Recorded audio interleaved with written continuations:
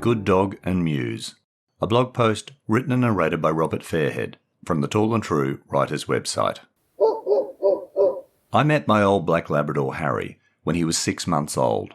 He was the last of his litter, hiding under a kitchen table, and when the breeder dragged him out, Harry flopped his head on my leg and looked up at me with worried brown eyes.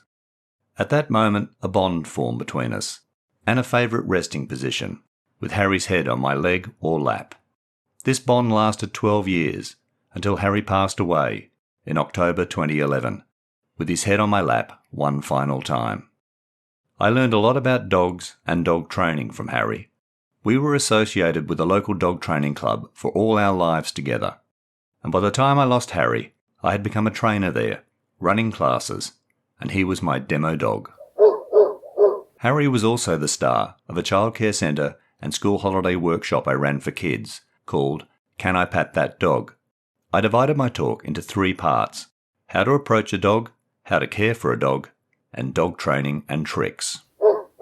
The tricks were always the most popular part of my talk, and afterwards kids would crowd around us and, to prove they had listened to me, ask, "Can I pat Harry?"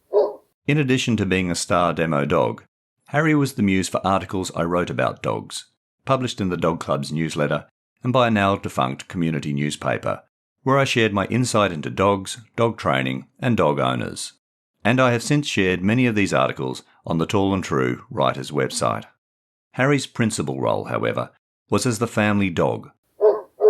And when he died, I wrote Harry had brought so much joy into my life, it seemed wrong to feel sad about him. But as other dog lovers know, that's not how grief works.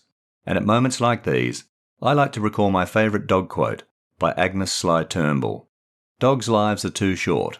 Their only fault, really. I felt grief-stricken when Harry died, and while I maintained my connection with the dog club, getting my dog fix by running training classes, it was another 2.5 years before I was ready to take on the responsibility of another dog. In what seemed like a good omen, as I wrote in another Tall and True article, A Forever Home, my new black Labrador Jet was 2.5 years old when I adopted him.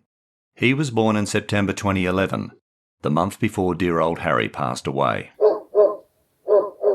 When 6-month-old Harry flopped his head onto my leg, I had no idea of the bond that would form between us, or the journey we would take together, let alone that he would inspire me to learn about dogs and dog training and run classes and workshops and write about dogs. Harry was a loyal companion and a great muse, but more than that, he was a good dog. Hi, I'm Robert Fairhead from Tall and True Short Reads and the Tall and True writer's website. I shared my good dog and muse on Tall and True in September 2018, approaching the 7th anniversary of dear old Harry's passing. By then, I had also shared the other articles he inspired me to write about dogs, along with photos of Harry. In 2022, I contributed a piece to The Dog Collective, a collection of short stories and photographs by dog owners featuring our lovable pups. My story was titled My 3 Labradors, and drew on several articles I'd written about my dogs, including my good dog and muse, Harry. In an email to the publisher, I confessed that even 11 years after his death, I shed tears when writing about my last moments with Harry, and I still feel teary every October on the anniversary of his passing. As Agnes Sly Turnbull said, dogs' lives are too short, their only fault, really. I hope you enjoyed listening to My Good Dog and Muse. You can read this piece and all my short stories, blog posts and other writing, including my writing about dogs, at tallandtrue.com. You can also buy my short story collections from the Amazon Kindle and Kobo online bookstores. Links are available in the show notes.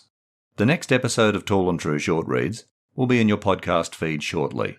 In the meantime, please check your feed or the podcast website, tallandtrueshortreads.com, for earlier episodes from seasons 1, 2 and 3.